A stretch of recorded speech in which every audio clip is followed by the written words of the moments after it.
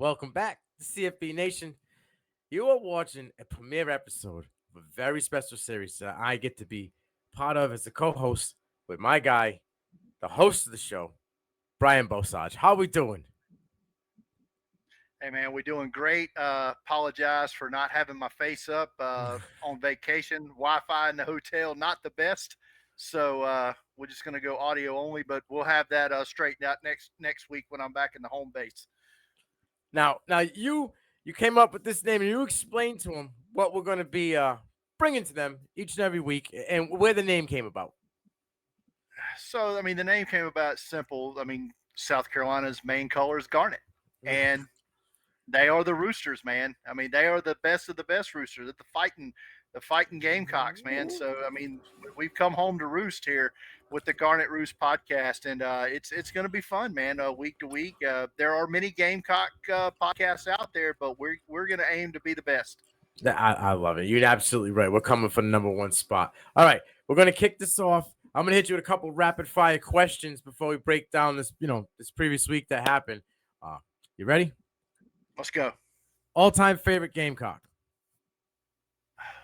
Man, it's hard to say, but I'm gonna go with Marcus Lattimore, man. I mean, he was such a great player to root for, and especially when you compound that with all the injuries he had to deal with and all that, it's hard not to root for that guy, not to be consider him as the favorite. Number two for me, going back to the '90s, man, Steve Tannehill. Loved him as a player back in the day, in my early Gamecock fandom. So that's he's We're going, definitely up there too. we're going throwback there. I like that. All right, who's going to lead this RB room by the end of the season? Joyner or McDowell?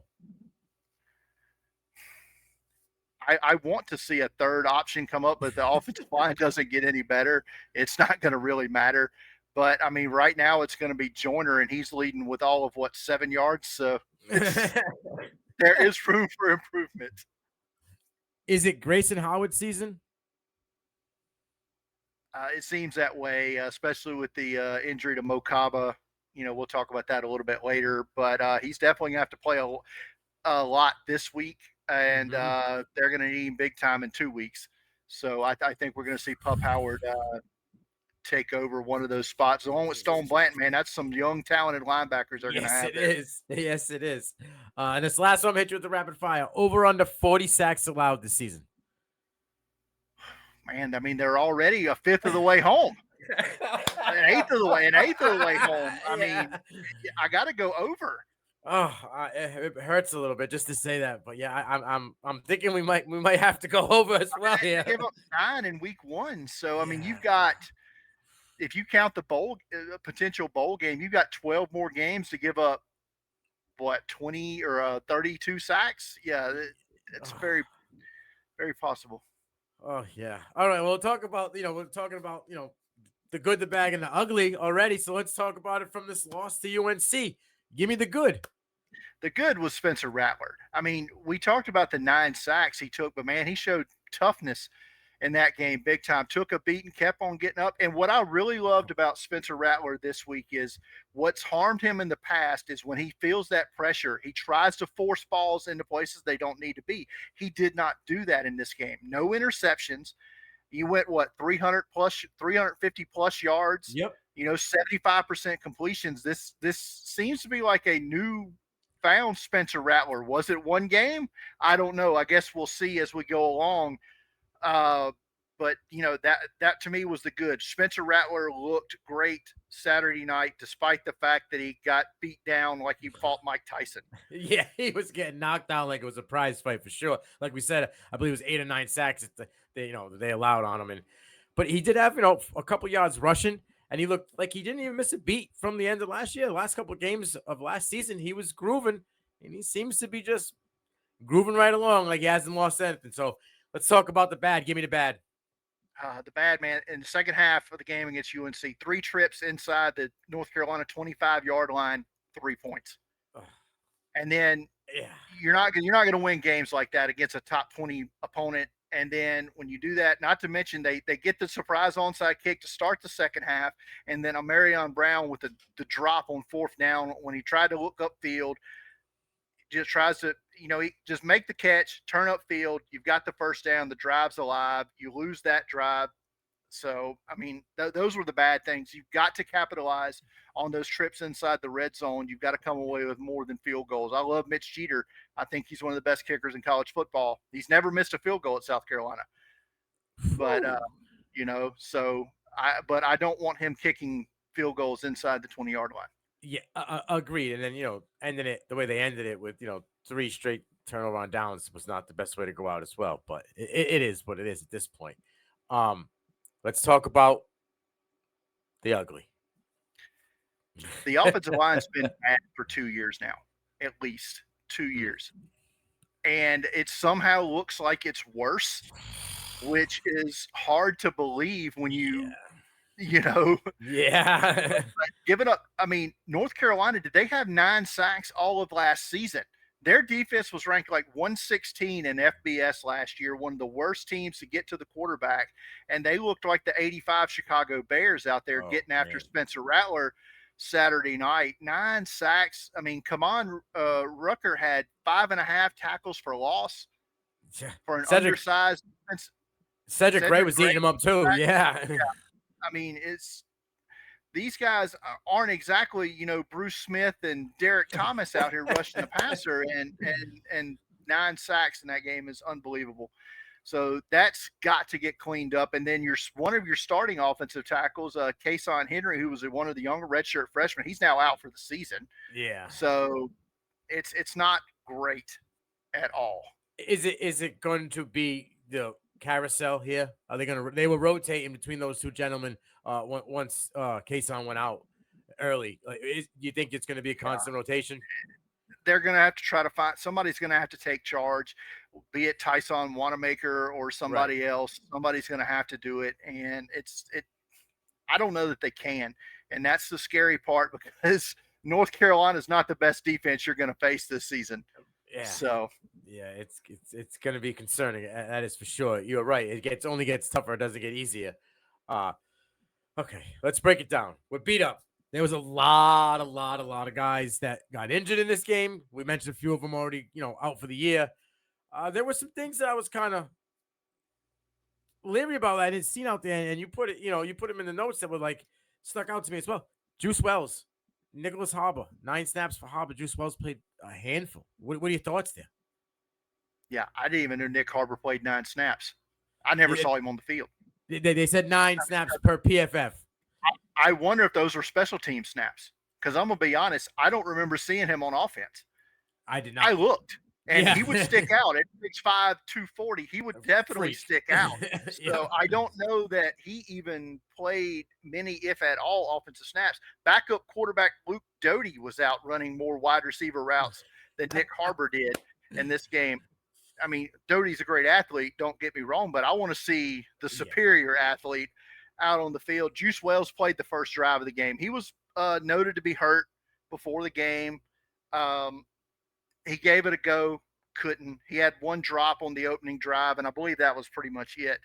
The biggest injury to come out of that game, I think, was starting safety Nick Imanwari, all SEC freshman last year, all freshman team last year, NCAA all freshman. Yeah. He's not going to play this week. Offensive lineman Marky Anderson's not going to play this week. Syracuse transferred edge JT Gear not going to play this week. David Spalding, cornerback, not going to play this week. Yeah. And I mentioned Kason Henry, the redshirt freshman offensive tackle, also out. Marion Brown's got a rib injury. He's going to try to play.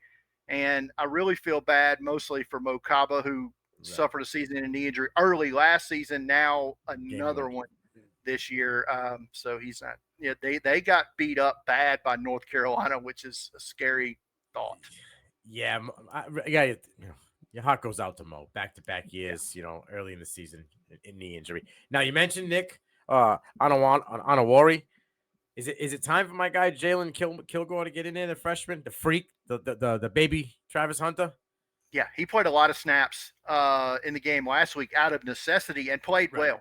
Yeah. He was honored this week as one of the SEC Freshman of the Week, I believe, for his performance against North Carolina. So that's encouraging, because depth was a concern going in. As a matter of fact, one of the interceptions off Drake May came from a guy who swapped jerseys. He was wearing 48, didn't even have a nameplate on the back.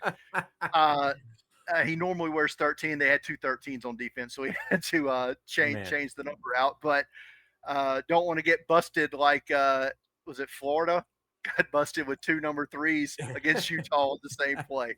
So you have to do things like that sometimes. But yeah, I mean, it's their depth was a concern in the secondary because you don't know if guys like Kilgore can play. And he showed out pretty well against North Carolina. I imagine he's going to definitely see. He's probably going to start this week against Furman. So we'll see how he goes this week. Pure athlete, you know, at Putnam County last year he had 200 something return yards. The year before he had 900 yards receiving, 11 touchdowns.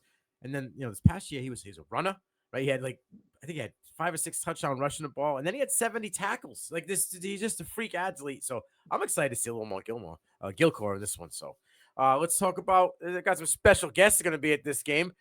This guy is just an absolute monster. Let's talk about your guy there, Elijah Griffin. Yeah, Elijah Griffin, class of 2025, 5-star defensive lineman out of Savannah Christian in Georgia. Going to be at the game on Saturday. Was supposed to be, I think, at Ohio State, and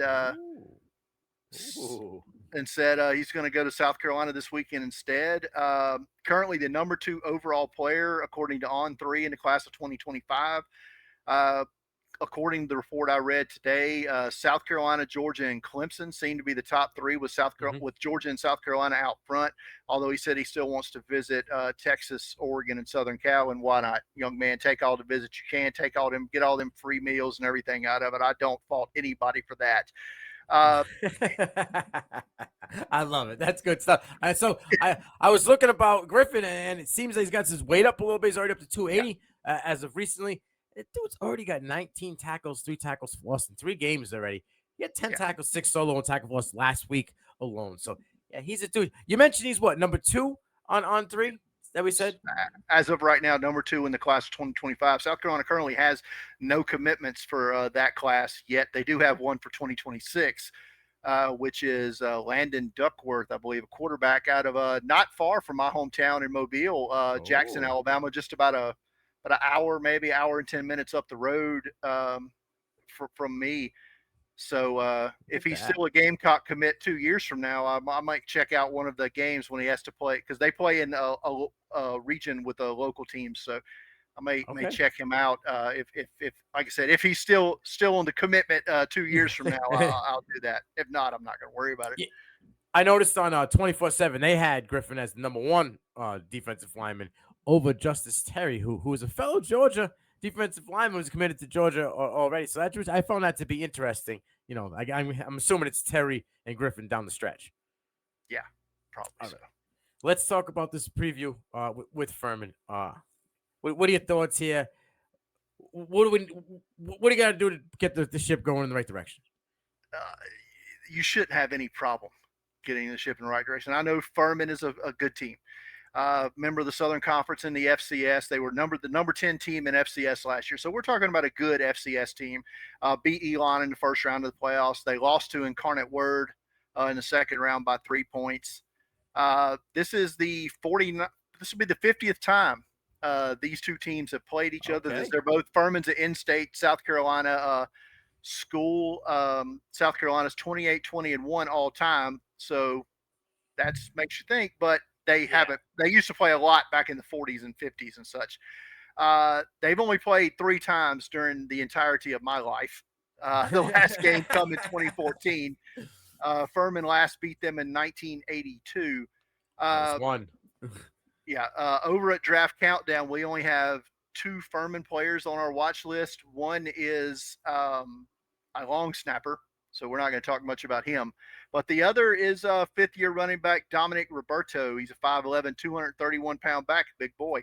Last year, he averaged 5.7 yards a carry, 1,120 yards, 10 touchdowns. He also caught 10 balls for 134 and a touch. So, you know, Roberto seems like a good player, probably the key focal point of their offense. So I'm not sure what kind of offense they run. I hope it's not one of them flex bone type deal. I hate those. Oh boy, yeah. See, I seen a little tape on Roberto. He's definitely a bowling ball. He gets moving, he will take you down. And you mentioned that they lost to Incarnate Ward in round 2, which when Connor Ward was no chump, GJ Kine had that team top notch. They were, I think, the highest scoring college football team last year alone. So they're averaging 50 points a year. So that's 50 points a game. So that's impressive though to hang with them. Yeah, no doubt, no doubt. So we'll see. Like I said, I anticipate it be one of those games where maybe it's close for a little while, but then the depth and the talent just kind of takes over. That's generally the case in most of these games. I'm pretty sure that the Gamecocks gonna be a little pissed off coming into this one, and I certainly hope so. Yeah, they're gonna want to put a statement out there. But talking about statements, talk about score predictions. Give me what you got. Yeah, this game will be 7:30 Eastern on Saturday. If you can watch it on ESPN Plus or SEC Network Plus, depending on what part of the country you live in. I'll be having this on my dual second monitor on my computer while I'm watching some other games. I'm not going to devote this one to the big TV, but I think South Carolina wins this one going away late. I think it's a 41-17 win for the Gamecocks over Furman on Saturday. What about you, Nino? I got a W for the Gamecocks as well. Like I said, I think it's a statement game. I think Rattler and a couple of these guys on the defensive side of the ball, a little PO to want to make a statement. I'm going to go with 54-10. I like it. I like it. All right, let's talk about wins. Let's talk about over-unders. What are your thoughts on over-under for the season? Well, over at FanDuel, they had before the season started, they had it at 6.5. I haven't checked to see if that line has moved, but let's just assume it's 6.5. I still think they get over that, even with the loss to North Carolina. I think there's 7 wins on the schedule somewhere, starting with the one Saturday. I think they'll get Furman, Mississippi State, Vandy. I think they can get Missouri and Kentucky, and then find a couple more elsewhere. So I think 7 wins. I think this is a 7-5 at best, 8-4 team. Yeah, I'm right there with you. I got the over as well. I think 7's kind of like right where they is. They could sneak an eighth one in there, if someone had a bad day. But I'm with you. Over. Yeah. All right. Let's wrap this one up. What are your thoughts? Who do you think are going to be key players in this one for the Gamecocks in what we think is going to be a dub? I would certainly love to see maybe not have Rattler have to throw the ball 50-something times in this game. Right. I'd love to see them to be able to get the running game going a little bit. Maybe get some confidence going. Maybe have your big offensive linemen lean on these Furman defensive line and open up some holes for McDowell and Joyner and whoever else that can get a carry in this one. Maybe Mario Anderson. I don't think he had a carry in the game Saturday night. You've got to get some confidence going with these offensive linemen because the big test, and we'll talk about it more next week, they play Georgia 10 days from now, 9 days from now. They've got to get a lot better up front, or that game's going to be as bad or worse than it was last year. Oof, yeah. It could get ugly real quick right off the rip if they can't figure it out. I think this would be a good, starter for them. Get everything moving, get these guys in the right position. I love it. Let's go away with Gamecocks victory this week. For Brian Bosarge, I'm Nino Brown. This is the Garnet Roost on CFB Nation.